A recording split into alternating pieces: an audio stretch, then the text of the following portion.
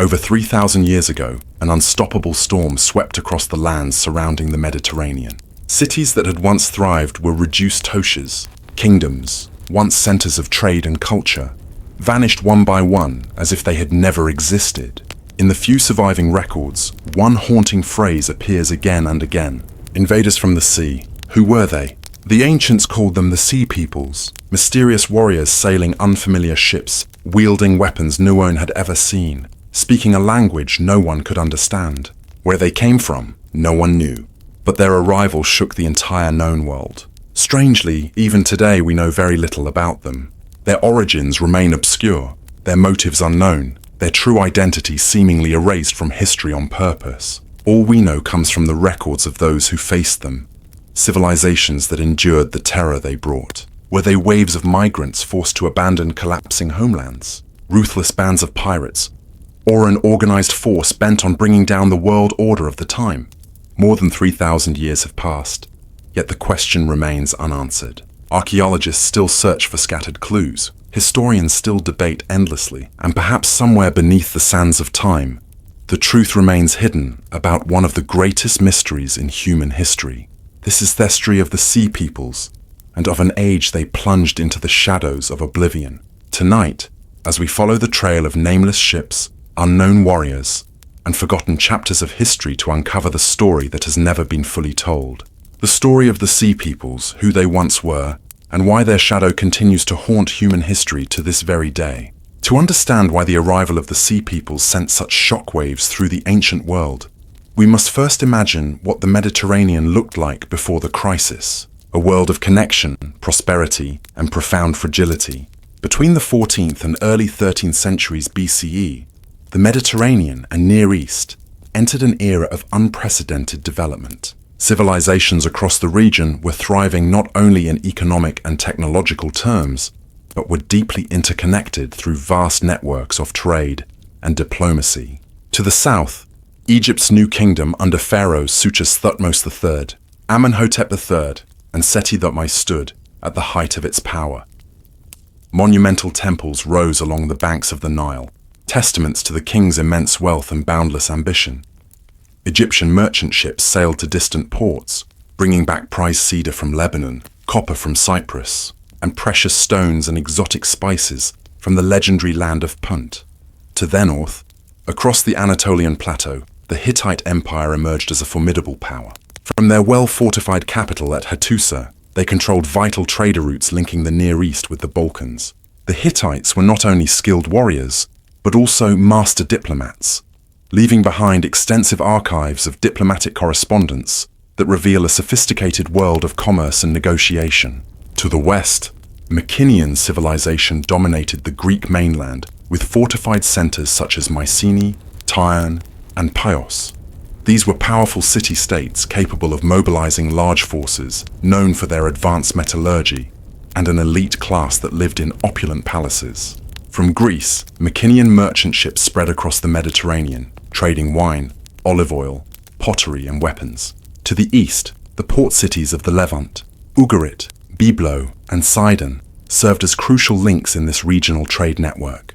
Ugarit in particular flourished as a vibrant center of commerce and culture, and it was here that the world's first true alphabet at the foundation of many modern scripts was born. Further south, the land of Canaan, which would later witness the rise of new peoples, was a region rich with potential, and under the sway of the great empires. Its inhabitants actively participated in coastal trade, supplying valuable goods to larger markets. What bound all of these centers together was not just military power or wealth, but an intricate trade network spanning sea routes and overland caravans. On large ships, essential materials, especially copper and tin for making bronze, moved continuously. Archaeologists have uncovered shipwrecks like the Uluburun off the coast of modern-day Turkey, its cargo packed with treasures from across the ancient world. A vivid testament to the deep economic integration of the time. Yet this very interdependence was also a fatal weakness. When trade routes were disrupted, when a single link in the chain was broken, the entire system could unravel in a cascading collapse. Moreover, many of these civilizations, though outwardly powerful, were built upon centralized and fragile structures of authority, leaving them vulnerable to sudden shocks. No one could have foreseen that within a few short decades, an unfamiliar force from across the sea would shake this entire order to its core, triggering one of the greatest collapses in the history of human civilization. At the heart of this prosperous world was an intricate and far-reaching trade network, a system upon which every civilization in the region depended, and an invisible thread that bound their fates together. Imagine a ship leaving the port of Ugarit on a calm day. On its deck, barrels are packed with valuable copper, the prized metal mined on the island of Cyprus, famed for its rich copper deposits. Alongside the copper are rare ingots of tin, perhaps sourced from Anatolia or from more distant lands such as the Caucasus or even the British Isles, regions that required long and perilous trade routes to bring their metals to the Mediterranean. The alloy of copper and tin, bronze, was the essential material for weapons, armor, tools, and even intricate jewelry. Without bronze, the military and economies of the great empires would falter. This was the lifeblood of Theage, but this ship carried more than metals. On board were also cedar logs from the mountain forests of Lebanon, prized wood used to build warships, grand palace beams, and the coffins of the elite. There was also gold from Nubia, gemstones from Sinai, aromatic resins from the Arabian Peninsula, and purple dye extracted from sea snails, highly coveted by Eastern royal courts. Ships like this connected Egypt, the Levant, Anatolia, Greece, and the islands of the Aegean. In Hattusa, the Hittites imported horses and tin, while exporting early iron goods and fine textiles. In Mycenae, treasures unearthed from royal tombs reveal artifacts from as far as Cyprus, Egypt, and the Near East. Proof of a vibrant, interconnected world of trade. Each merchant and each ship was a tiny link in this vast network. And the network was not only a channel for goods, it was also a highway for ideas, technologies, religions, and languages. The early alphabets of Ugarit, advanced metallurgy techniques, and even ancient myths all traveled across the sea with these trading expeditions. Yet this deep interdependence also left these civilizations more vulnerable than ever. When tin supplies were blocked, when trade routes were disrupted by pirates or war, the consequences were not just the loss of a single commodity, but the potential unraveling of entire economic systems. When looking back at this period, we cannot overlook the unique role of the Bronze Age, one of the key foundations that had built the prosperous world on the eve of the coming crisis. Why bronze? And why would an entire era depend so heavily on this single alloy? At the time, iron had not yet been successfully smelted on a large and reliable scale. Bronze, an alloy of copper and tin, was the strategic material of the age. It was used to forge swords, spears, arrowheads, armor, as well as the essential tools of agriculture and construction. Without bronze, armies would lose their edge in battle. Craftsmen could no longer produce fine goods, and both trade and production would grind to a halt. But there lies the crucial point. Copper and tin were not evenly distributed across the Mediterranean and Near East. To maintain a steady supply, civilizations had to establish long and complex trade routes passing through many hands and intermediaries. Copper was mined on Cyprus, our era's largest production center, but tin, much rarer, had to be imported from distant regions. Some sources came from Anatolia or mountainous areas to the east. Some scholars even propose that part of the tin supply traveled from as far away as Central Europe or the British Isles through intricate and perilous trade networks. For this reason, the great powers of the age were forced into mutual dependence to maintain their military and economic strength. No single kingdom possessed all the resources needed to operate independently from this shared system. This created a world where international connections were not optional. They were essential. The pharaohs of Egypt maintained skillful diplomatic relations with the Hittite kings. The Median city-states sought control over key maritime routes. Cities like Ugarit became vital hubs where merchants from across the known world met to trade goods and exchange information. We know this not only through archaeology, but also thanks to surviving diplomatic correspondence, such as the clay tablets from El Mana and Ugarit, which show kings sending each other gold, copper, horses, artisans, and even royal family members to strengthen alliances. But such deep dependence came with a double edge. If one link in the chain broke, if a tin source ran dry, if a trade route was blocked by war or piracy, the entire system was at risk of cascading collapse. Modern scholars often compare the Bronze Age world to an early form of global economy. And like any global economy, it functioned smoothly when all parts worked in harmony, but was frighteningly fragile in the face of sudden shocks. At the time, few could have imagined that such shocks were already silently building. And when they finally struck, the entire world order of the Bronze Age would collapse faster than anyone had ever thought possible. But no matter how skillful the ancient kings were, and no matter how vast their trade networks, there were forces beyond human control.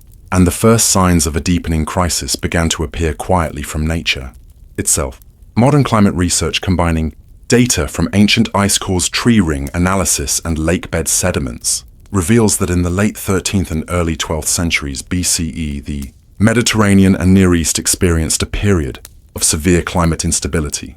Prolonged droughts devastated crops, especially in regions heavily dependent on agriculture such as Canaan, the Levant, and even parts of Upper Egypt. Tree ring studies from Anatolia show years of stunted growth, clear evidence of extended water shortages. In addition, sediment layers from lakes in the Levant reveal sharply reduced rainfall cycles, a pattern that coincides with periods of social unrest recorded in ancient texts. In an economy that relied heavily on agricultural output and imported grain shipped over sea routes, the great kingdoms began to feel mounting pressure. Food became scarce, prices soared, hunger spread through the countryside. The very regions that had long supplied soldiers and laborers to the royal courts, but nature's fury did not end there. Powerful earthquakes now confirmed by fault-line evidence and sudden structural collapses at archaeological sites struck down key cities. Ugarit, Hattusa, Messini, and many other centers show signs of earthquake destruction, either just before or during waves of violent attacks. Walls crumbled, not from battle, but from the force of the earth itself. Storehouses were buried, once majestic temples reduced to ruins. In a world where the king's authority was tied to his ability to protect his people from the forces of nature, such disasters dealt a profound psychological blow. Beyond the physical evidence, surviving diplomatic letters also offer a vivid glimpse into the mood of the time. From clay tablets excavated at Ugarit, we read desperate pleas for help, reports of food shortages, civil unrest, and streams of migrants fleeing drought-stricken lands. These messages reveal a world cracking from within. An interdependent system that once nature was thrown into chaos struggled to maintain any semblance of stability. It was in this context the food supplies dwindled, natural disasters struck, and social tensions simmered that the sea peoples would emerge. But were they the cause of this collapse, or simply an inevitable result of a world already unraveling? That question even today remains unanswered. But perhaps the clearest picture of a world coming undone is not found in the cracks in the earth, but in the trembling words etched into small clay tablets. Letters of desperation exchanged between kings now unearthed from the ruins of the city of Ugarit. At the time, Ugarit was a thriving commercial hub on the coast of the Levant, serving as a vital crossroads in the region's economic network. The city was not only wealthy, but also remarkably advanced in administration and writing. Here, archaeologists have uncovered more than 1,000 inscribed clay tablets recording transactions, treaties, and diplomatic correspondence. Among them are letters that still send ache down the spine when read today. One letter sent by the king of Ugarit to the king of Cyprus as enemy forces closed in reads, "The enemy is at the gates. My city is in dire straits. Send reinforcements and food at once if possible. If not, I fear that Garrett will not be able to hold out." Those simple, desperate words reflect a world once accustomed to trade and diplomatic ceremony, now thrust into a fight for survival. The letters also reveal the disruption of the trade system itself. In one message to the king of Alatia, Cyprus, the king of Ugarit complains that merchant ships can no longer dock because strange pirates have appeared off the coast and laments that copper and tin, once reliably delivered, have failed to arrive. Taken together, these scattered details reveal a regional economy once running smoothly, now grinding to a halt. And as trade routes broke down, military and food supplies across the kingdoms quickly plunged into crisis. What is particularly striking is how the tone of these letters shifts over time. In earlier tablets, one finds formal greetings, invitations to exchange gifts, royal marriage negotiations, all reflecting a world of confident, prosperous rulers. But in the final letters from Ugarit, written just before the city was destroyed, that confidence is gone. In its place, panic, pleas for aid, and raw fear. Kings who once saw themselves at the pinnacle of power were reduced to writing desperate appeals as vulnerable as any commoner. And then one day, Ugarit fell. When archaeologists uncovered these tablets, many were still sitting on the writing tables, never sent. Those final letters, undelivered, remain a vivid testament to a world unraveling. In every line pressed into clay, we can still feel the breath of a dying era. And it was at this very moment that the Sea Peoples began to emerge from the shadows, as agents or perhaps as symbols, of the end of that once glorious age. It is hard to imagine that just a few years before those desperate pleas were hastily inscribed onto clay tablets, the cities of the Mediterranean still basked in an atmosphere of rare prosperity and confidence. Ugarit, for example, was not only a bustling seaport, but also a major cultural center. In the grand homes of merchants and nobles, fine pottery, gold and silver jewelry, and intricately carved figurines were displayed everywhere. Evidence of a wealthy class that loved beauty and spared no expense in decorating their lives. Merchant ships came and went from the harbor in a constant flow. The markets bustled with silk, spices, colored glass, and precious metals from across the known world. On the walls, skilled artisans depicted images of gods and ancient legends, their art reflecting a vibrant, self-assured culture. Hattusa, the capital of the Hittite Empire, was no less magnificent. Its temples and massive gates were built from colossal stone blocks adorned with detailed carvings. In the palaces, scribes carefully recorded treaties and significant events as if time and history were theirs to command.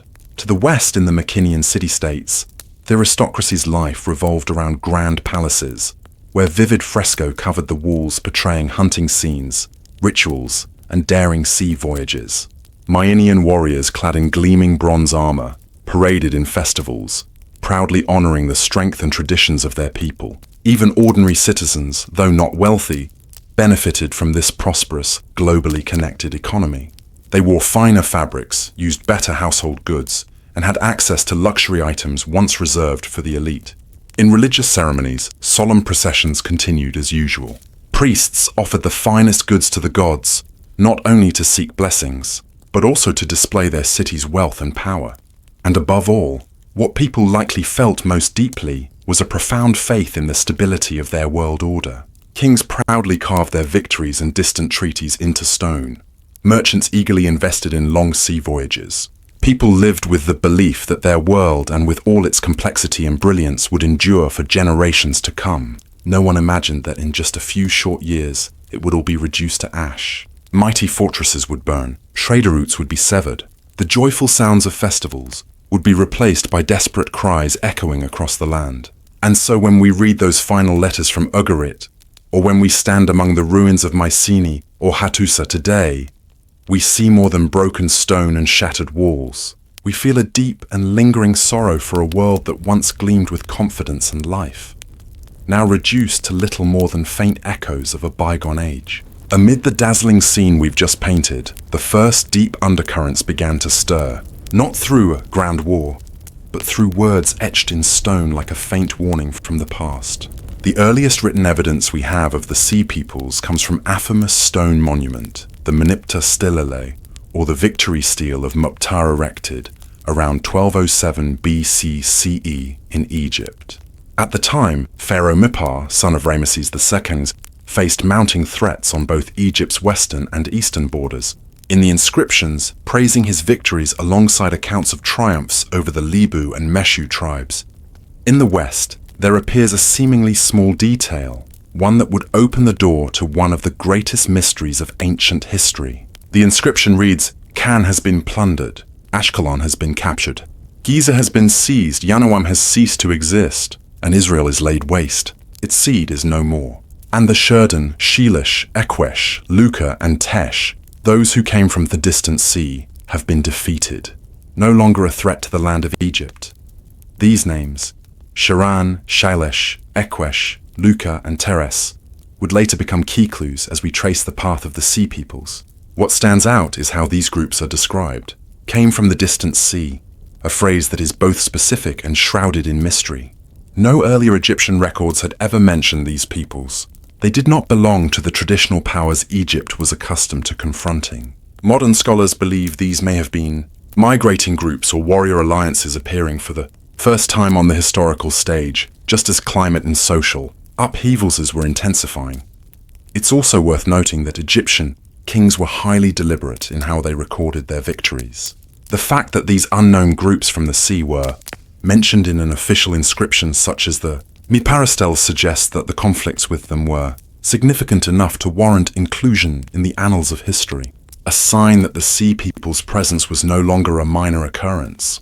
Moreover, the simultaneous mention of Canaanite cities being destroyed in the same passage indicates that these seaborne groups were not only clashing with Egypt, but were also impacting the wider Mediterranean region, where fragile trade systems and political alliances were already under strain. From these few lines alone, we can already sense a new wave of instability rising, one that even the mighty pharaohs could not ignore. And as we shall see, this was only the beginning. In the years to come, these groups would not limit themselves to coastal raids. They would organize into large migratory forces, bringing with them families, women, children, and their wealth, pushing deep into fertile lands and reshaping the entire political and economic landscape of the region for the century that followed. What was carved into the Meptar stele still echoes to us across time. A world that once seemed unshakable was on the brink of its greatest upheaval. If the inscriptions on the Meptar stele were the first warning of the sea people's presence, then less than 3 decades later, the entire Egyptian world would face the full force of the storm they unleashed. Around 1175 BCE, during the reign of Pharaoh Ramesses III, Egypt entered one of the most decisive battles in its history. A battle we can vividly picture today thanks to the detailed reliefs carved on the walls of the Medinet Habu Temple in Thebes. Those images, more than 3,000 years old, still remain sharp and striking, as if etched only yesterday. And within them, we see clearly an enormous force from across the sea had arrived, bringing not only warriors, but entire migrating communities. Women, children, wagons loaded with possessions, as if they sought not simply to plunder, but to claim new lands for themselves. According to Rome's III's inscriptions, this coalition of sea peoples included several groups: the Peliset, Cheka, Shechesh, Den, and Wes. Names that remain the subject of much scholarly debate today, as researchers continue to search for their true origins. The reliefs show well-equipped seas fleets with large oared ships and broad sails. Their warriors wear distinctive horned or conical helmets, carry round shields, and wield unfamiliar weapons. Clear evidence that they were not disorganized raiders, but a force deliberately prepared for large-scale war. Ramesses III had anticipated this confrontation. He stationed ambush forces along the shores and deployed Egyptian warships across the Nile branches and river mouths, strategic choke points the sea peoples would have to cross to advance inland. When the battle commenced, the sea people's ships became trapped in shallow waters, where they were easy targets for Egyptian archers and infantry positioned on both banks. The carved scenes show the sea peoples fighting fiercely, but also depict bodies floating in the river, destroyed ships, and migrants captured or killed. In the inscriptions, Ramesses III boasts of a resounding victory. Those who came from the sea, I have hurled them back into the sea, Thales scattered upon the sands. None remain to carry word home. Yet behind these triumphant words lies an undeniable truth. This was not a minor raid. It was a desperate large-scale migration, a clash between Egypt and a massive wave of displaced people seeking resettlement rather than mere plunder.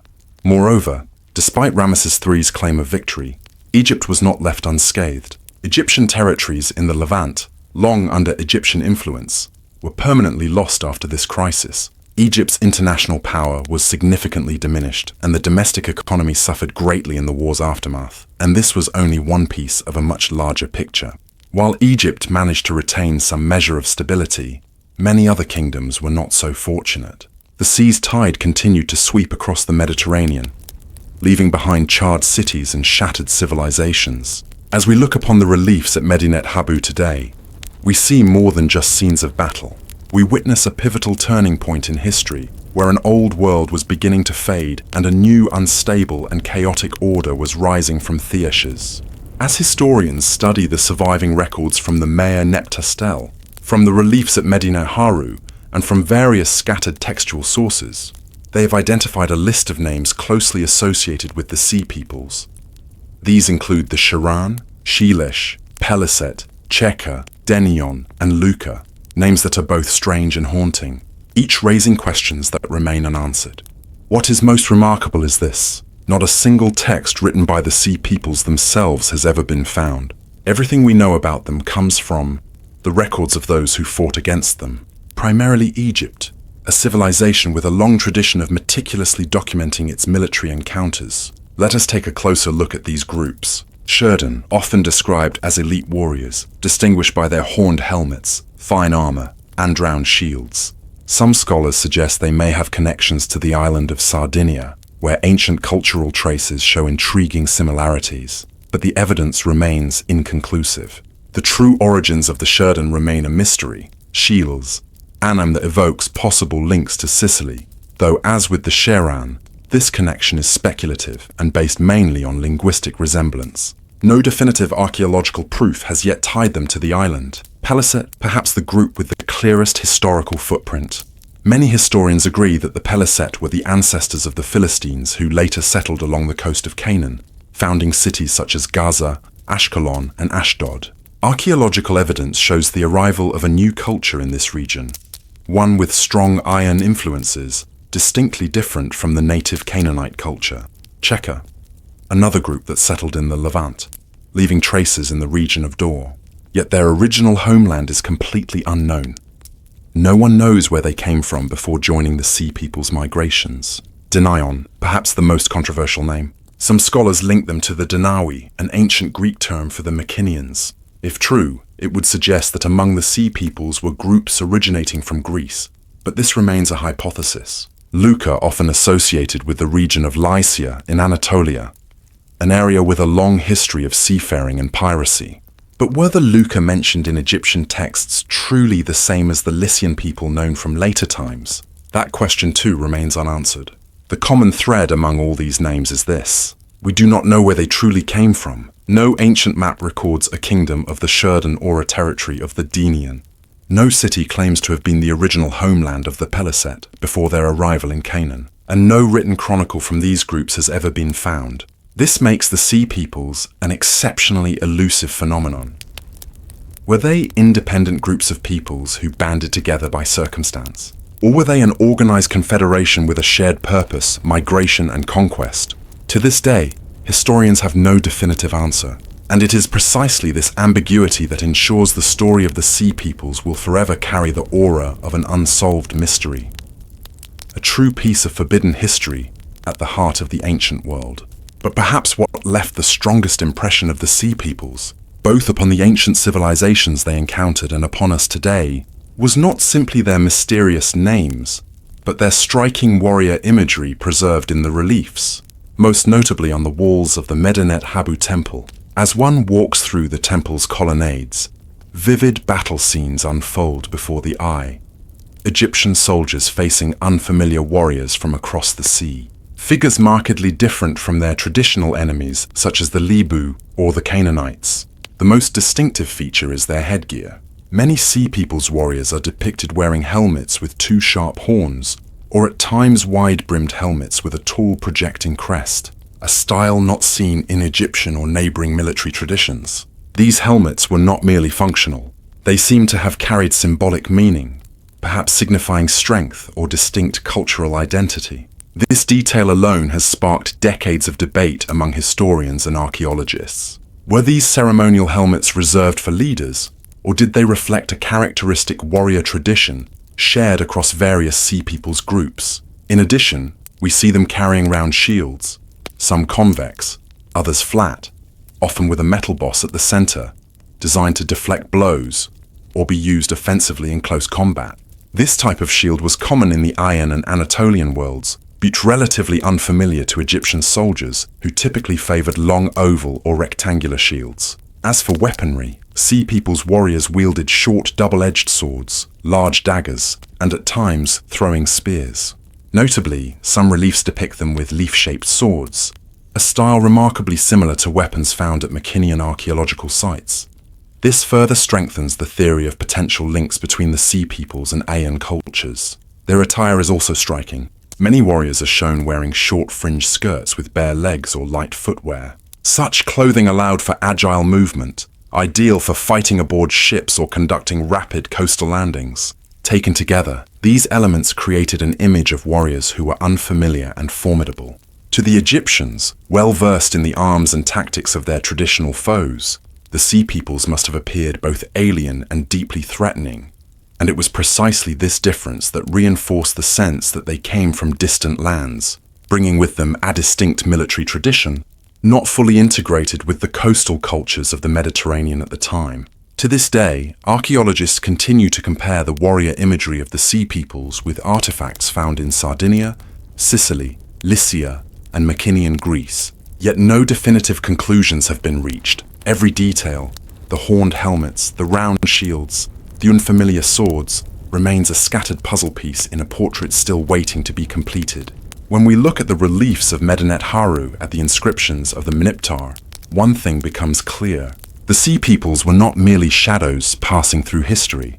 They were a force powerful enough to be immortalized on Egyptian stone, and numerous enough to trigger one of the greatest crises of the Late Bronze Age.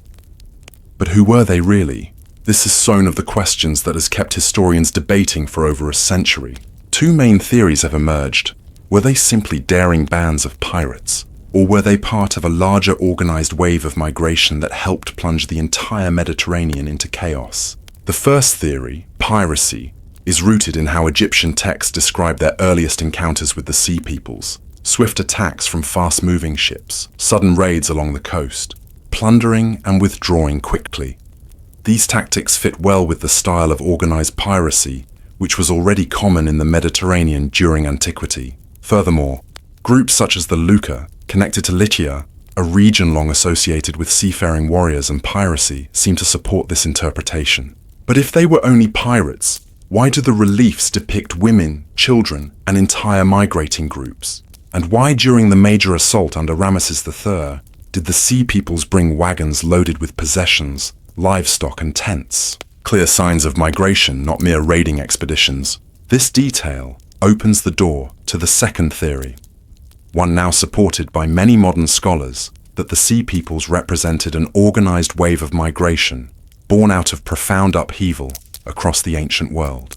Climate crisis, prolonged droughts, devastating earthquakes, and the collapse of trade networks. All of these factors turned once thriving lands into harsh, unsustainable environments. In this context, groups from heavily affected regions, perhaps from Anatolia, the Aean, or even farther west, were forced to abandon their homelands, carrying their entire communities in search of new places to settle. Such migrations, when met with resistance from established civilizations, could easily turn violent, transforming into wars and raids. And this may be how the Sea Peoples carved their place in history, not simply as pirates, but as desperate, determined communities willing to fight for their future. Even so, the question remains open. The Sea Peoples may not fit neatly into any single category. They may have been a combination of many different groups, some pirates, some migrants, some professional warriors, some refugees. It is this diversity and complexity that makes the Sea Peoples so elusive and so captivating for anyone drawn to the deeper mysteries of ancient history. To truly understand their nature, we must explore every theory, sift through every archaeological clue, and study every surviving text. A journey that, the deeper we go, reveals that some parts of history are still not ready to give up their secrets. Debates over the true nature of the Sea Peoples may continue, but the consequences they left behind are undeniable, and the city of Ugarit stands as perhaps the most vivid testament to their impact. Situated on the northern coast of the Levant in what is now modern-day Syria, Ugarit was once one of the greatest commercial centers of the Bronze Age. From here, Ugarit's merchant ships sailed across the Mediterranean, trading copper, tin, cedarwood, colored glass, fine textiles, and countless other luxury goods. The city was not only wealthy, was remarkably advanced. The Ugar alphabet, one of humanity's earliest writing systems, was invented here, laying the foundation for the Phoenician script and ultimately for many of the world's alphabets. The royal palace of Ugarit was vast, housing hundreds of clay tablets recording commercial transactions, diplomatic treaties, and royal correspondence. Documents that have greatly enriched modern historians' understanding of the region's political and economic landscape on the eve of the Sea People's onslaught. But all of that changed in a matter of moments. The final letters of the King of Ugarit, as we saw earlier, clearly reflect the city's growing panic, as enemy forces believed to be the Sea Peoples closed in and then Ugarit vanished from history. Modern excavations at the site of Rashamra A, where Ugari once stood, reveal a layer of ash and destruction blanketing the entire city. Walls collapsed, brickwork blackened with fire, clay tablets shattered or fused by extreme heat. What is most striking, there is no evidence that Ugarit was ever rebuilt. The linear crypt used by the ruling class vanished. International trade collapsed. City-states fragmented, retreating into isolated, smaller communities. It was from this void that Greece's so-called Dark Age began, a period that would last for centuries until the Greek world rose again in the archaic and classical eras. As we look upon the charred walls and scorched tablets of Pios or Mycenetode, it is hard not to shudder. A civilization that once dominated the Iron, that had challenged the great powers of the mainland, collapsed in a blaze of fire, taking with it the proud palace system that had defined its rule. And though the Sea Peoples are not always clearly named in Greek texts, their shadow remains, an unstoppable wave that swept across everything in its path. While the Mycenaean civilization faded across the Aegean to the east in the land of Canaan, the Sea Peoples left marks that would prove even more lasting than material destruction. Deep demographic and cultural changes whose traces can still be seen to this day. Canaan, stretching from the southern coast of the Levant northward toward Byblo, was once a prosperous region. Its cities, Ashkelon, Ashdod, Ekron, Gaza, Giza, thrived as bustling trade hubs. The Canaanites built a rich culture, trading extensively with Egypt, the Hittites, and the Mycenaeans, serving as intermediaries along many of the Mediterranean's great maritime routes. But by the late 13th century BCE, archaeological evidence shows that a powerful wave of change swept through the region. Most notable among the Sea Peoples who settled here were the Peliset, a group that modern scholars almost universally identify as Theansters of the Philistines, famous in later history. The reliefs at Medinet Haru depict the Peliset as one of the primary forces within the Sea People's assault on Egypt. But unlike some other groups, the Peliset were not completely destroyed. A portion of them, after their defeat in Egypt, established permanent settlements along the coastal lands of Canaan. Excavations at sites such as Ashkelon, Ashdod, Ekron, and Gaza reveal a new layer of habitation, appearing abruptly around 1200 BCE, coinciding perfectly with the Sea People's migrations. What is striking is that the material culture of this new layer is markedly different from that of the native Canaanites. Pottery styles reflect late Menian or region traditions. Architectural forms, burial customs, even dietary patterns all point to a new seafaring population. From this group would emerge the people later known in the Hebrew Bible as the Philistines, key adversaries of the Israelite tribes.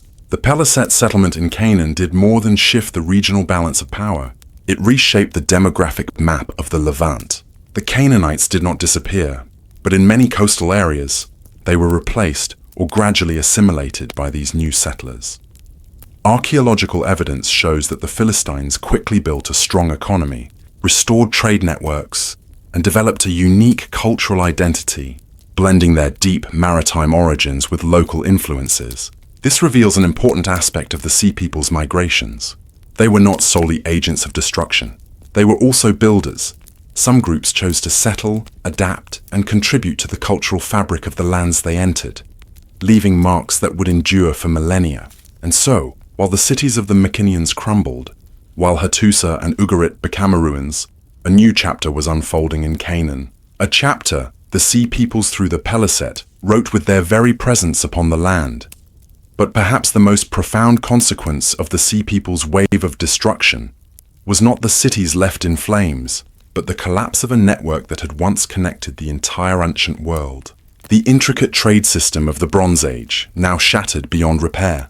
For nearly 2 centuries prior, civilizations across the Mediterranean had built a fledgling global economy. one in which vast maritime and overland trade routes linked Egypt. The Hittites, the Mycenaeans, Ugarit, Canaan, Cyprus, Anatolia, and even regions beyond. Copper and tin, the lifeblood of the Bronze Age, flowed through this system. Along with it came cedarwood, gold, silver, ivory, precious stones, fine textiles, wine, oil, and countless other rare and valuable goods. Merchant ships laden with cargo once glided across the Mediterranean like shuttles weaving a vast economic web, keeping the complex palace economies of Egypt, the Hittites, and the Mycenaeans humming smoothly. But within just a few decades, that network collapsed entirely. Coastal trade routes were blockaded or severed by the fleets of the sea peoples. Once thriving port cities like Ugarit were reduced to ruins. The port of Byblo fell into decline. Alasia, modern Cyprus, a key supplier of copper, was attacked and thrown into chaos.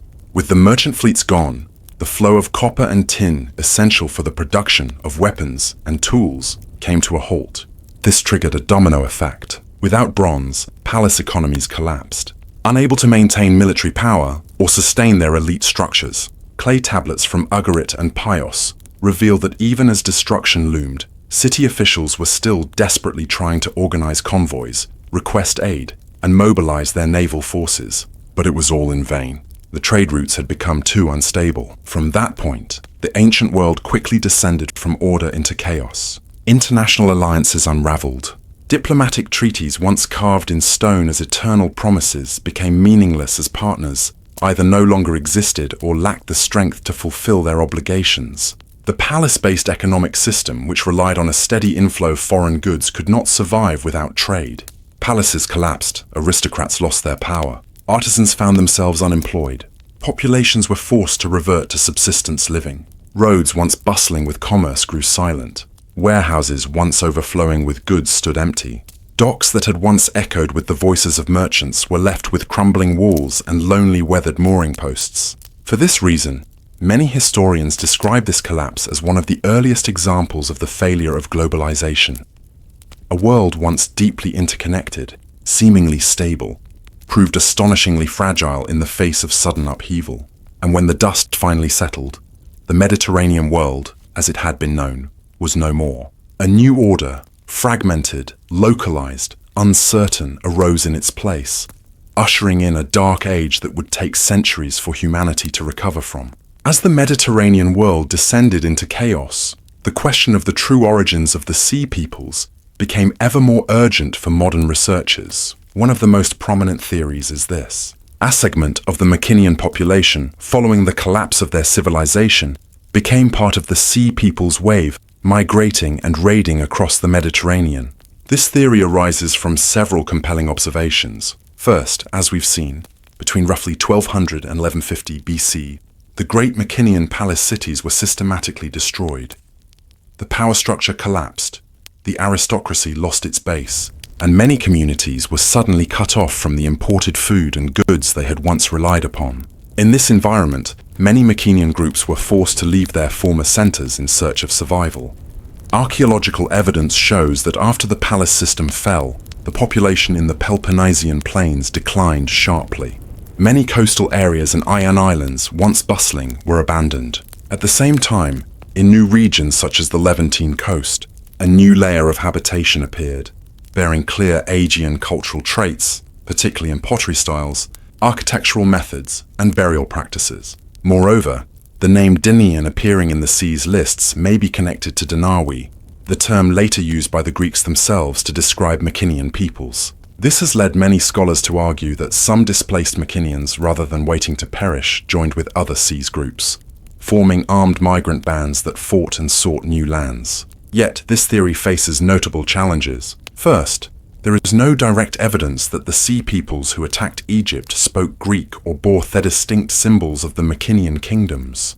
Second, the cultural diversity among the sea peoples was immense, from the horned helmets of the Sherdon to the round shields of the Peliset to weaponry and dress styles that varied greatly between groups. This suggests that if the Mycenaeans were involved, they were but one part of a far more complex alliance, not its dominant force. Furthermore, within Greece itself, Archaeology shows that some Mycenaean communities did persist after the crisis, especially in rural areas and on certain islands. If the entire Mycenaean warrior class had transformed into sea peoples, such strong cultural continuity within Greece might not have been so apparent. Finally, many researchers caution that equating the sea peoples with the Mycenaeans risks oversimplifying what was clearly a very complex phenomenon. Archaeological evidence indicates that the sea peoples included a mix of groups from Anatolia, the Balkans, the Aegean, and the Levant. In short, the idea that displaced Mycenaeans contributed to the sea peoples wave is well supported. But it also contains gaps and uncertainties, and it is precisely these lingering mysteries that continue to fuel the endless fascination surrounding the sea peoples. No new layers of habitation, no signs of recovery. The once prosperous city was abandoned forever after the attack. Archaeologists also found many unfinished clay tablets in kilns, a sign that the assault struck too suddenly for artisans to complete their work. Some diplomatic letters were found still lying on writing tables never sent. All of this speaks to the sheer ferocity of the destruction Ugarit suffered and to the helplessness of its ruling powers in the face of the sea people's tide. With the fall of Ugarit, a vital link in the Mediterranean trade network was severed, and as that link collapsed, the entire interdependent economy of the region shuddered in response. Today, as we gaze upon Ugar, its charred walls and the fragmented remnants of its clay tablets, we cannot help but feel a deep sense of loss. A center of wealth, civilization, and creativity, erased in an instant from the flow of history as if it had never existed. And Ugarit was only one of many victims of the sea people's tide, a wave that continued to surge across the Mediterranean world. If the fall of Ugarit revealed the destructive power the sea peoples could unleash upon coastal trade centers, then the story of Hattusa, the mighty capital of the Hittite Empire, opens an even more haunting and mysterious chapter. Nestled deep within the Anatolian plateau, Hattusa was once the heart of one of the greatest superpowers of the Bronze Age. The Hittite Empire not only controlled vast territories stretching from Anatolia to the Levant, but also stood as Egypt's chief rival in international treaties and warfare. The city of Hattusa was built across a vast expanse fortified by massive stone walls, monumental carved gates, and grand royal palaces. Within its archives, archaeologists have uncovered more than 30,000 clay tablets documenting every aspect of Hittite life: law, diplomacy, religion, war. And then around 1200 to 1190 BCE, Hattusa was suddenly abandoned. Archaeological excavations reveal widespread signs of destruction and fire across the city. But here lies the mystery. There is no direct evidence that the sea peoples attacked Hattusa. At least no Egyptian records mention such an assault. Yet the timing is too striking to ignore. The abandonment of Hattusa occurred precisely during the period when the sea peoples were sweeping across the Mediterranean, as the international system of alliances and trade crumbled all around them. Some scholars suggest that after devastating coastal centers, the sea peoples may have indirectly triggered internal unrest within the already weakened Hittite Empire, an empire reeling from climate crisis, drought, and conflict with mountain tribes. The final royal letters from the Hittite archives carry a desperate tone filled with pleas for aid sent from the Hittite king to vassals and allies, eerily similar to the final letters from Ugarit. We encountered earlier. What is certain is this: Hattusa was never rebuilt after its abandonment. The Hittite Empire, once an equal to Egypt, vanished from the historical map, giving way to an era of chaos in which small kingdoms and migrating peoples came to dominate much of Anatolia. What truly happened in Hattusa's final days? Did the sea peoples directly assault the city? Or did their broader impact through the collapse of trade networks and the spread of instability push the empire into an irreversible crisis?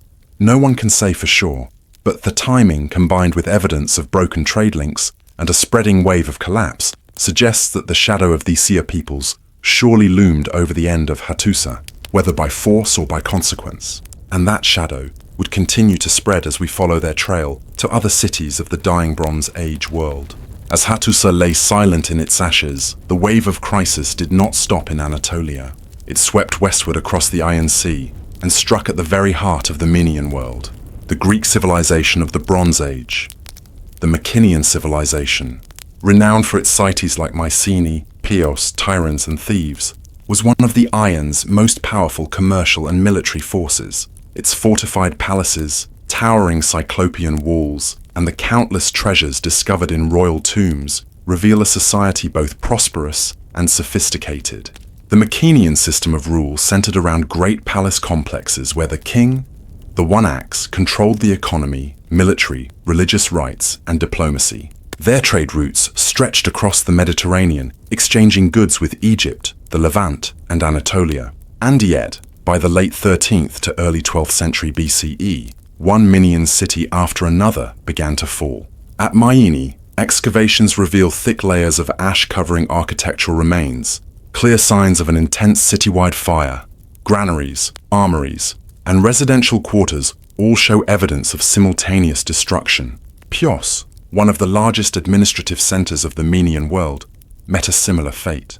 At the palace of Nestor, clay administrative tablets were hardened in the blaze, which is why archaeologists can still read them today. Yet ironically, one of the final tablets records orders to mobilize defensive troops and prepare warships, suggesting the attack came swiftly as the city was still organizing its defenses. At Tiryns, one of the strongest Mycenaean fortresses, we find more of the same collapsed walls and scorched buildings. The entire palace system, once the backbone of Mycenaean power, collapsed within just a few decades. What is most striking, there are no signs of lasting reconstruction at these sites. The Mycenaean civilization, so dependent on its intricate palace network, was unable to recover. Some scholars argue that this destruction may have been driven by internal unrest or rebellion. But when we compare the timing of the siege campaigns through the Levant Egypt, and when we consider the royal Mycenaean records concerning naval defenses, many believe that the Sea Peoples likely played a major role in the collapse, whether directly or indirectly. Moreover, in the wake of this destruction, the entire Mycenaean world entered a deep decline.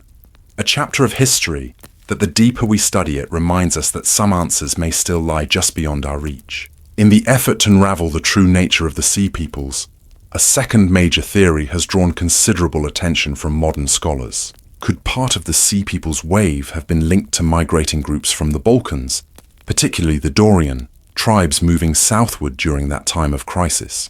This theory is grounded in a series of observations from both archaeology and modern genetic studies. According to researchers, in the late 13th and early 12th centuries BCE, waves of migration from the northern Balkans began moving south in earnest.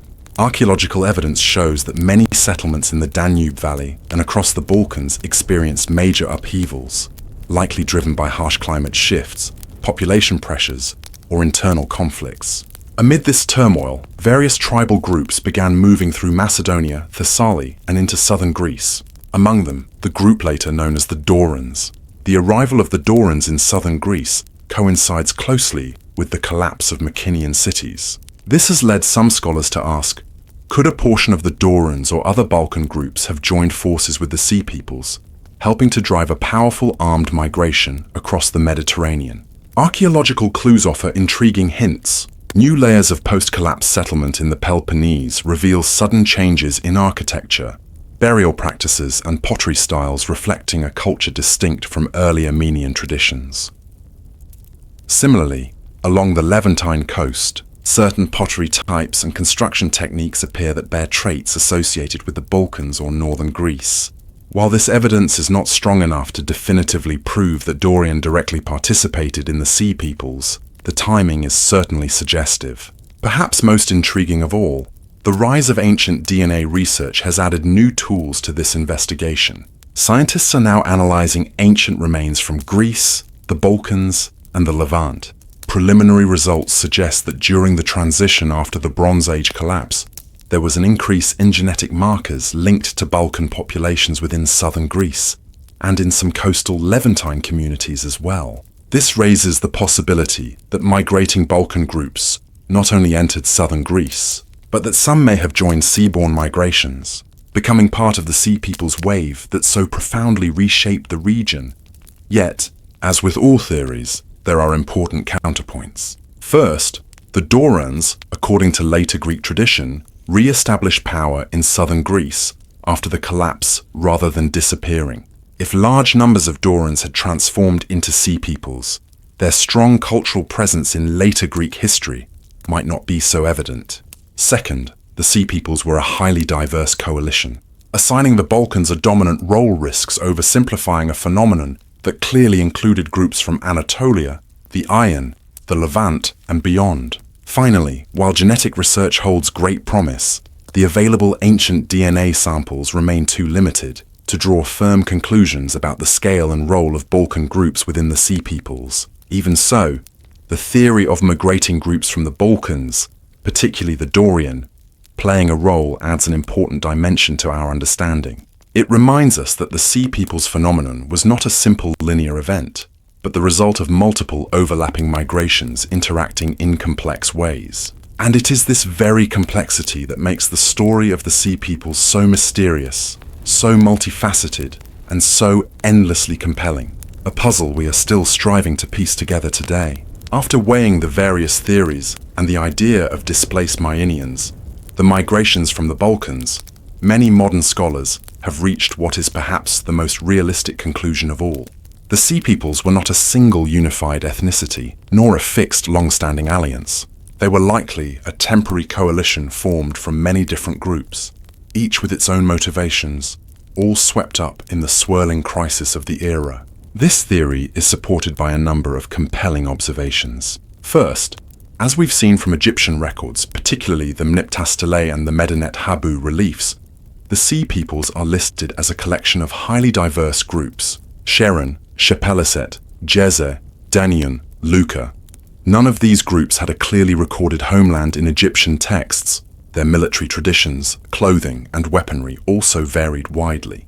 This led many scholars to ask, if the Sea Peoples were a unified nation, why are their depictions and descriptions so distinct from one another? The most reasonable answer is that the Sea Peoples were likely a loose confederation formed amid the broader regional collapse. In a world where harsh climate changes, widespread crop failures, earthquakes, devastated cities, international trade broke down. Great empires grew weak and lost control of their peripheries. Countless groups from displaced farmers, unemployed soldiers, and pirates to desperate migrant bands may have come together to form mixed mobile populations moving across the Mediterranean. In this process, loose alliances between these groups likely arose out of pure necessity. Those with superior strength or naval experience would take leadership roles, while others joined in pursuit of new lands, wealth, or simply survival. This would explain why, in major campaigns, such as the battles during the reign of Ramesses III, the Sea Peoples brought not only warriors, but women, children, livestock, and wagons full of belongings. They were not simply pirates, but armed migrant groups with resettlement as one of their ultimate goals. Moreover, archaeological evidence from the Levant shows that the cultural footprints of the Sea Peoples were highly inconsistent. Some sites reflect strong Iron influence, others Anatolian, and still others a blend with local traditions. This further supports the idea that the Sea Peoples were not a homogeneous bloc, but rather the product of many migrating peoples and forces converging amid the chaos of the time. And perhaps the most compelling aspect of this theory is that it reflects the true volatile nature of the era. As the old world order collapsed and palace systems failed to protect their populations, people had little choice but to move. And in an age of turmoil, military strength became a critical means of survival. Thus, from a patchwork of disparate groups, a loose Sea Peoples coalition emerged, part fighting force, part refugee wave seeking places to endure. Such a coalition could dissolve upon reaching new lands, or evolve as circumstances changed, which helps explain why their historical traces appear so fragmented and elusive. For this reason, many scholars today view the idea of a temporary hybrid alliance as the most plausible and fitting explanation, and also why the mystery of the Sea Peoples continues to resist any final simple answer. Of all the theories surrounding the rise of the Sea Peoples, perhaps the most compelling is the one that centers on climate crisis, because it offers insight not just into the Sea Peoples themselves, but into an entire world that was fracturing at its very foundations. Modern climate studies combining ice core analysis, tree ring data, lake sediment records, and pollen evidence show that in the late 13th and throughout the 12th centuries BCE, the Mediterranean and Near East experienced a prolonged and severe drought. These drought cycles may have lasted anywhere from 50 to 150 years, deeply impacting the rain-dependent agricultural systems of many regions. In the Levant, sediment cores show sharp declines in rainfall, which in turn led to major drops in wheat and barley production. In Anatolia, tree ring studies from ancient pines reveal years of stunted growth, a clear sign of repeated crop failures. Meanwhile, in regions like the Aegean and the Balkans, with rugged mountainous terrain and limited fertile soil, food shortages would have become even more dire as the climate deteriorated. Against this backdrop, societies that had long depended on trade networks and centralized palace economies began to lose their stability. As food became scarce, prices soared, public unrest grew, and the lower strata of society were pushed toward desperation. With few options left, many groups were forced to abandon their homelands, joining waves of mass migration, yet migrating through a world where much of the old political order had already collapsed, and where the remaining fertile lands were now concentrated in scattered coastal cities or river valleys. Conflict was all but inevitable. Moreover, in such an unstable world, isolated migrant groups could not easily defend themselves. Thus, many chose to band together, forming armed coalitions capable of both protecting their members and seizing resources when necessary. And so, from desperate farming communities, unemployed soldiers, and displaced nomadic peoples, the alliances that became known as the Sea Peoples began to take shape. In this view, the Sea Peoples were not the original cause of the collapse, but a direct consequence of deepening climate and social crisis. Yet, as these migrating groups moved across the region, their very presence accelerated the collapse already underway. Cities were destroyed, trade routes severed, farmers driven from their fields, creating a spiraling cycle of violence and displacement. Archaeological evidence strongly supports this interpretation. Destruction layers in cities such as Ugarit, Mycenae, and Pyosylline, closely with the known period of extended drought. And in the Levant, new populations appear in the archaeological record at precisely the moment when palace networks and trade systems were breaking down. Many scholars today believe that this combination of climate crisis and violent migration was likely the single most powerful driver behind the Sea Peoples phenomenon. A world that had relied on climate stability and the prosperity of trade, once stripped of those foundations, could not help but descend into waves of violence and migration. And in this spiral, the Sea Peoples were neither pure villains nor mere victims, but the most visible symbol of an era coming undone. But the deeper we dig into the story of the Sea Peoples, the more we run up against what may be the greatest wall of uncertainty in the entire mystery. We do not truly know where they came from. Across thousands of clay tablets, countless reliefs, and the written records of ancient civilizations, there is not a single line that clearly speaks of a homeland of the Sea Peoples. No nation is named. No king ever declares himself king of the Shurden or king of the Pelest. No map from the era marks the territories of these groups. Why is that? Part of the reason lies in the very nature of the surviving historical sources, which come largely from the Egyptians, the ones who fought against the Sea Peoples. Remember, Egypt was one of the few great civilizations to survive the Sea Peoples' storm intact. And the Egyptians had every particular way of recording history. Every inscription, every stela, every relief was meant to glorify the pharaoh's victories, to reinforce the eternal image of royal power. In that style of recording, enemies were always portrayed as barbaric, stateless, illegitimate, like waves of chaos crashing against the order maintained by the pharaoh.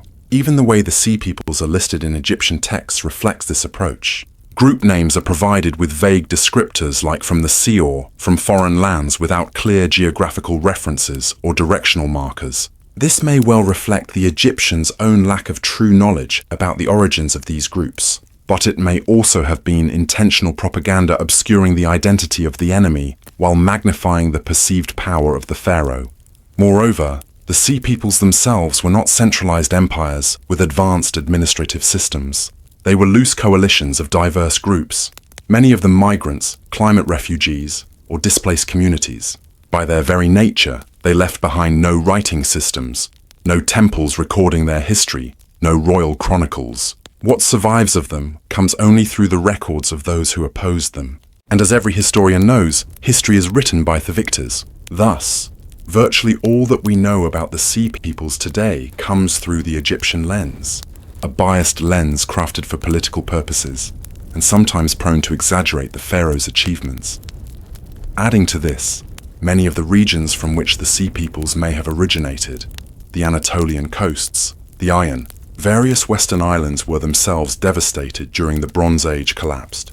Many cities were burned and never rebuilt. Older writing traditions vanished. The potential sources of first-hand history from the homelands of the Sea Peoples simply did not survive. It is this combination of the Egyptian bias in historical recording and the absence of records from the Sea Peoples themselves that has left us with a near impenetrable gap in our understanding. And so, even though the Sea Peoples truly shook the entire Mediterranean world of their time, their main and may always remain shadows in the memory of humanity. A strange wave from the past whose echo we can still hear, but whose true shape we may never fully see. While the original homeland of the Sea Peoples remains an unsolved mystery, their post-collapse journey has left much clearer traces on the historical map. One of the most striking examples is the rise of the Philistines, a group that archaeological evidence shows was directly linked to the Peliset, one of the key contingents of the Sea Peoples. As we saw in the reliefs at Medinet Habu, the Peliset played a major role in the Sea Peoples' assault on Egypt. After their defeat at the hands of Ramesses III, part of the Peliset force did not return to the sea. Instead, they settled along the coastal regions of Canaan. It was here, through a gradual process of adaptation and integration, that the distinct Philistine culture emerged, a culture that would shape the political and cultural landscape of the Levant for centuries to come. Archaeological excavations in cities such as Gaza, Ashkelon, Ashdod, Ekron, and Gath have provided clear evidence of this transformation.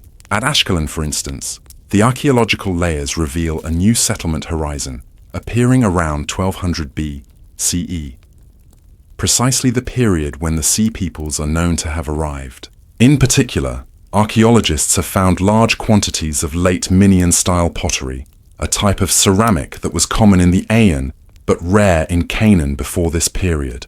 This suggests that new arrivals brought their cultural traditions from across the sea. At Gaza, architecture and burial customs also point to the presence of a community whose practices differed markedly from those of the native Canaanites. What is especially fascinating is how the early Philistines initially retained many elements of Aegean culture in their everyday objects, architecture, and rituals. Yet over time, they blended into their new environment, creating a unique hybrid culture that combined seafaring influences with strong local traditions. This evolution is particularly evident at sites like Ashkelon and Ekron, where later Philistine pottery developed its own distinctive style, no longer a mere imitation of Mycenaean forms. From a genetic standpoint, modern DNA analysis has further revealed that early Philistine populations carried genetic markers consistent with Western Mediterranean origins, reinforcing the theory that a segment of the Sea Peoples, specifically the Peliset, played a foundational role in this community. Thus, from what began as a wave of violent migration, the Sea Peoples, or at least some of their groups, transitioned into stable communities that left lasting marks on the historical record. The Philistines would go on to become a significant force in the Levant, frequently clashing with the Israelite tribes as recorded extensively in the Hebrew Bible, and contributing to the complex political and cultural tapestry of the region. In this way, while most of the other Sea Peoples groups either dissolved or were assimilated, the story of the Philistines shows us that the Sea Peoples did not merely destroy they also created. And this perhaps stands as one of the clearest examples of how profound crises can forge entirely new orders out of the ruins of the old. After a portion of the Peliset, part of the Sea Peoples wave, settled along the coastal regions of Canaan and formed what would become the Philistine community, one key question has intrigued scholars. Did Philistine material culture truly carry the imprint of Mycenaean civilization? Modern archaeological excavations have provided a very compelling answer. Yes, and in ways both striking and subtle. The most prominent and most thoroughly studied evidence comes from pottery. In the earliest Philistine occupation layers at sites like Ashkelon, Ashdod, Ekron, and Gaza, archaeologists have uncovered a large volume of pottery in the style of late Mycenaean, particularly Menian 2C. This type of pottery is distinguished by its intricate geometric patterns, spirals, wavy lines, and designs painted in red or black on a light background, a hallmark of Mycenaean artistry at the twilight of the Bronze Age. Crucially, these pottery pieces in Canaan were not imported from Greece. They were made locally, indicating that the artisans who carried this ceramic tradition had physically migrated and were producing their wares in this new land. This points to a genuine movement of people, not merely the spread of trade goods or artistic influence. Architecture also offers intriguing clues. At Ekron, archaeologists have discovered buildings featuring open porch designs, an architectural element with clear parallels in late Menian domestic structures. The kilns and craft workshops unearthed their employed techniques closely resembling those used in Aeon craft centers. Funerary practices provide further evidence. In early Philistine cemeteries, archaeologists found simple pit burials, sometimes accompanied by grave goods that reflected Aegean traditions, in stark contrast to the typical Canaanite practices of collective tombs or rock-cut chambers. Altogether, this evidence paints a vivid picture. In their earliest phase, Philistine culture bore a strong Menian imprint, visible in their pottery, architecture, and ritual life. But here is where the story becomes even more fascinating. Within 2 or 3 generations, Philistine material culture began to evolve significantly. Mycenaean 2C pottery gradually gave way to uniquely Philistine styles, with new shapes and decorative motifs that reflected a blending of influences and local innovation. Architectural forms also began incorporating more Levantine features, and burial practices shifted further toward regional norms. This evolution suggests that the Philistines were not passive bearers of Mycenaean culture. They actively adapted, blended, and reshaped their cultural identity in response to their new environment, forging a distinctive hybrid tradition that honored their roots while embracing the realities of life in Canaan. Today, archaeologists often classify early Philistine culture circa 1200 to 1150 BCE as Philistine Fatis, the phase where the Mycenaean imprint is most visible. Later phases, Philistine II and Philistine III, mark the emergence of a distinctly Philistine identity, more localized and richly adapted to their Levantine setting. In this way, the legacy of the Sea Peoples was not limited to layers of ash and ruins. It also flowed into new cultural currents, leaving lasting imprints that enriched the complex historical tapestry of the Mediterranean. And the Mycenaean legacy within Philistine culture stands as one of the clearest and most fascinating testaments to that complex journey. While the traces of the Peliset, the Sea Peoples group who would become the Philistines, have been brought to light through careful archaeological study, the fate of the other Sea Peoples remains far more obscure. And this is not surprising. As we have seen, the Sea Peoples were not a single unified ethnic group. They were a loose alliance of disparate tribes and peoples, each with its own origins, its own identity, and its own motivations. And as the Great Bronze Age crisis came to an end, many of these groups, if they were not destroyed in battle, gradually blended into the Mediterranean societies where they settled. Within just a few generations, their distinct identities would have largely dissolved. Names that once rang out from Egyptian inscriptions, Sheran, Shilesh, Cheshire, Denian, Luca, vanish from the historical record. But this does not mean these peoples vanished entirely. It is far more likely that survivors of these groups were absorbed into local cultures, whether in the lands they had attacked or in the regions where they ultimately settled. Consider a few examples. The Sheran may have established themselves in the Western Mediterranean. Some scholars suggest they contributed to the warrior culture of Sardinia, where the great stone towers, known as nurag, still stand today, silent witnesses to an ancient era of upheaval. The Shechesh, whose name evokes Sicily, may have similarly merged into the island's native communities, their distinct identity gradually fading into the evolving Sicilian culture.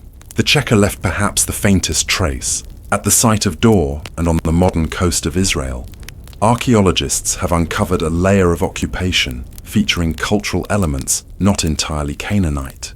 This may reflect the presence of Cheka settlers, though in time, the local culture once again dominated.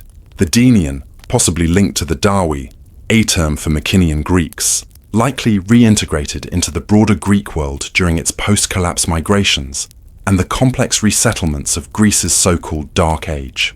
The Lucera associated with the Lycian region of Anatolia may have blended back into the Anatolian highland communities, persisting under new names and social structures, no longer connected to the Sea People's identity recorded by the Egyptians. Across all these cases, the pattern is the same. Once the storm of history had passed and Mediterranean civilizations began to stabilize, the scattered Sea Peoples groups could not maintain distinct identities for long. Without formal administration, without written traditions of their own, and without strong cultural institutions to preserve their identity across generations, assimilation was inevitable. And when that happened, names like Sharan, Shailesh, and Cheka faded, leaving only faint echoes on Egyptian stele and lingering as tantalizing puzzles for future historians. Today, when we trace the legacy of the Sea Peoples, we are not just reading layers of ash and ruins. We're also deciphering blended bloodlines and cultural identities that quietly transformed Mediterranean civilizations from within. And perhaps this is why, even after more than 3,000 years, the mystery of the Sea Peoples continues to captivate historians and archaeologists alike. For they represent a wave of history that cannot be easily pinned down, a force of human movement and transformation whose consequences and legacies remain subtly woven into the very fabric of Mediterranean history. And so, after tracing every footprint, every layer of ash, and every surviving fragment, we can begin to understand why the Sea Peoples have become one of the greatest mysteries of the ancient world. Not because they never existed. On the contrary, their impact is clearly visible in archaeological layers, in the ruins of fallen cities, in vanished civilizations. Not because there are no records for Egyptian inscriptions. Layers of material in Canaan, the Levant, and the Ayan all tell pieces of their story. But perhaps this is what makes the mystery so compelling. The more evidence we uncover, the more we realize that what we know is only the visible tip of a vast submerged iceberg. First and foremost, the origins of the Sea Peoples remain elusive. For more than a century, scholars have tried to trace the roots of each group. Peliset, Philistines, Sharan, Sardinia, Sheshesh, Sicily, Denian, Mycenaean, Danawi, Cheka, Luca, parts of Anatolia. And yet, no single theory has proven strong enough to achieve universal consensus. Even in Egyptian records, the Sea Peoples are always described as waves of invaders from the sea, from foreign lands with no nation, no known kings, no recorded capital cities. This made them one of the most shadowy, ungraspable foes that ancient civilizations ever faced. Second, the Sea Peoples left behind no written history of their own.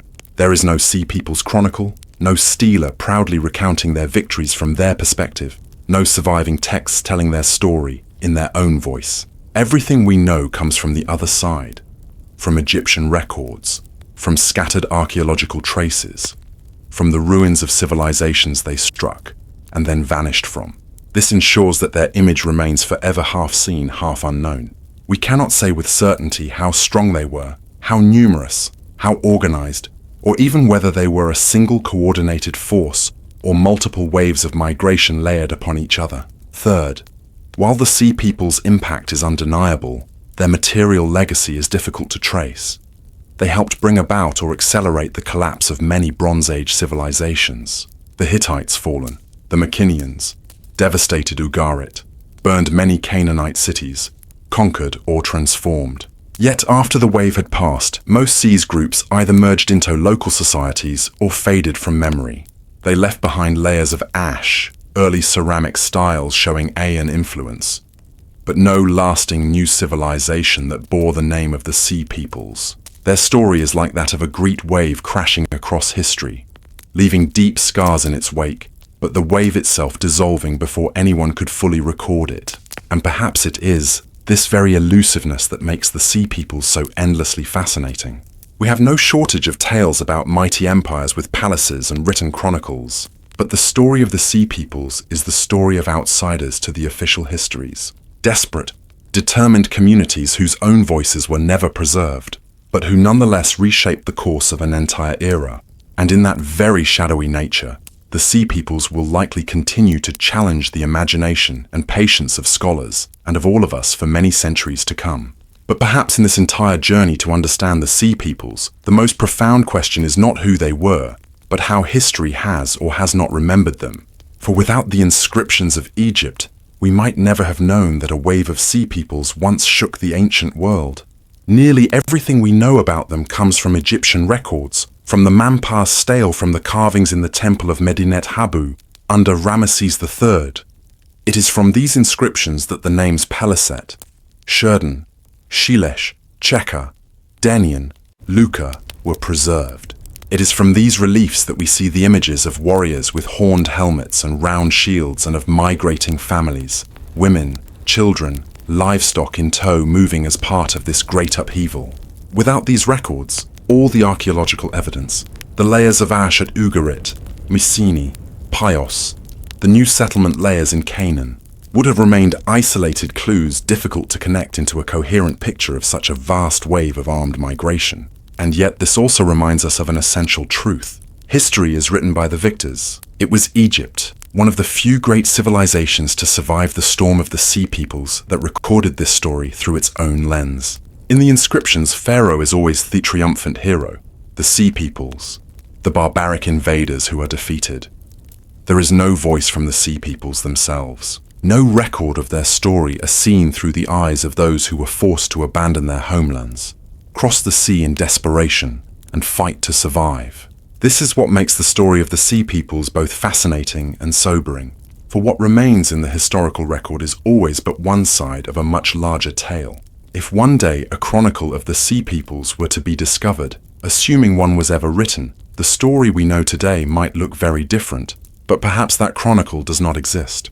The Sea Peoples by their very nature were migrating communities without a strong administrative structure, without an enduring system of record keeping, and in that sense, they are among the lost voices of history. This too is a larger lesson. How many events, how many peoples, how many stories once shook the ancient world? But because no one recorded them from their side, we will never know they existed. The Sea Peoples, by fortune or misfortune, left just enough traces in Egyptian stone for us to follow their story today. But surely many other Sea Peoples in the long human story have been swallowed in complete silence, leaving behind nothing but layers of earth and stone. And perhaps this is what makes the mystery of the Sea Peoples endlessly compelling. For it is not just their story, but a story about how history is recorded, how human memory is preserved, and how many voices have been forgotten along the way. And as our journey reaches the final lines of the story of the Sea Peoples, perhaps an even larger question lingers in the mind. If not for the inscriptions of Egypt, we might never have known that the Sea Peoples had existed. So how many other chapters of human history, how many communities, how many civilizations, how many stories have been completely erased from humanity's memory? The layers of earth we uncover today reveal only the smallest fragments of the past. The written records that remain are the voices of the few civilizations that managed to preserve their history. Behind every carved stone, every broken shard of pottery, every line etched into temple walls lies a vast ocean of things unknown as, and perhaps unknowable.